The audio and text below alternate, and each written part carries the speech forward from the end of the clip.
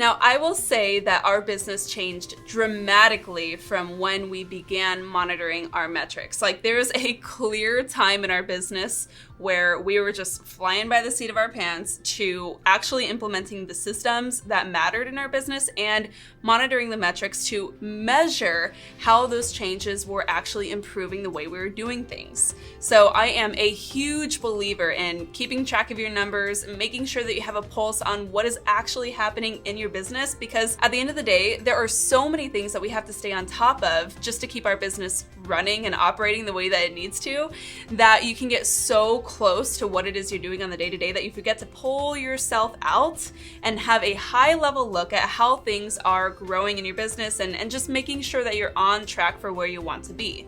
Another thing that monitoring metrics helps you avoid is this. I call it porpoising, okay? We do not want to have that problem in our business, which so many agents fall prey to, where you are real flush one month, right? You're cashing checks, you're closing deals, and then everything closes and you look around and you're like, crap, I have no leads, I have no deals, my pipeline is dry, I have to start from scratch, right? Like, that is a feeling that no agent wants to find themselves in. However, I would say that most agents definitely get there at one point or another. Again, if we are keeping track of the right things and making sure that we're doing enough of the right stuff, we are going to have a growing business that is going to sustain the lifestyle that we desire and help us achieve the goals that we set out. So without further ado, I'm going to break down exactly the metrics that you need to be monitoring and how to habitualize that practice and build it into a routine so you never really forget when it's time to pull your numbers. Okay, so we're gonna start small and then go big. And by small, I just mean our weekly numbers. That's right, once a week, you have to be setting aside time to pull a couple of groups of numbers. So you need to be identifying your main lead sources and pulling metrics from a couple of different avenues here. Per lead source, you have to identify how many conversations are converting into leads and how many of those leads are converting into appointments. Now, this seems really simple, but imagine how many opportunities you might be missing just because you're letting these leads and opportunities slip through the cracks. Like, there are probably dozens of either referrals or inquiries that have come in from somewhere of interested buyers and sellers, and you either didn't get to them quick enough or you didn't really converse with them well enough to set an appointment.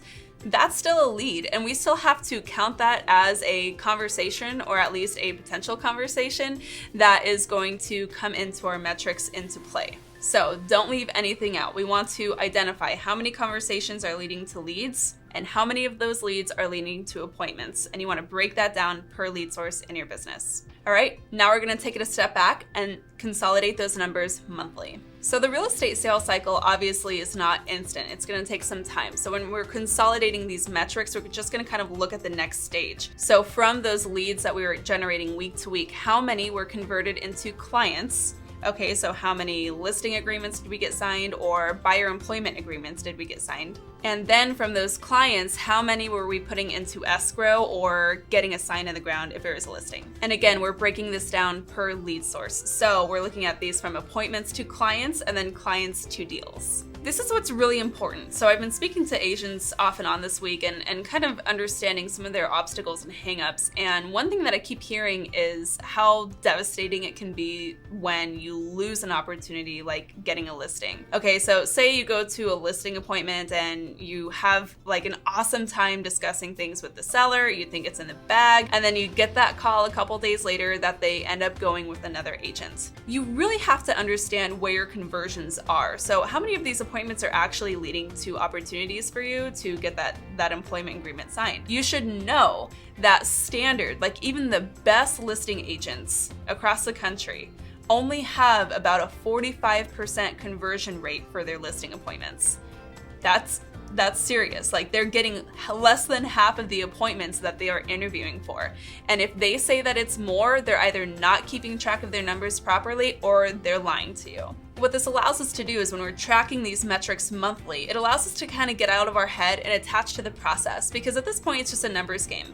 We don't have to feel super devastated if we lose out on one listing appointment or if one buyer ends up just going another direction, right? At that point we say, okay, well on average, if I look back at the last couple of months, I have a 40% conversion rate for my listing appointments, so I just need to go get one more listing opportunity and hopefully that will be the one that will turn into my deal. One thing that I'm also doing monthly is I'm going to take this a step further and close out my reporting. So I have a lead report, a deal report, and my financial reports that I consolidate monthly. So I really highly encourage you once a month, gather all of your leads and make sure that every single lead you received that month has been identified, put onto a spreadsheet, and it is up to date to that month. I usually do this on the last Friday of the month to make sure that I have an updated record of all of my leads. I do the same thing with deals, so I have another tab in that spreadsheet where I have all the deals recorded, and then I also have my financial reporting, right? So our P&L for the month, our budget, those records have to be updated because you really do want to make sure that you have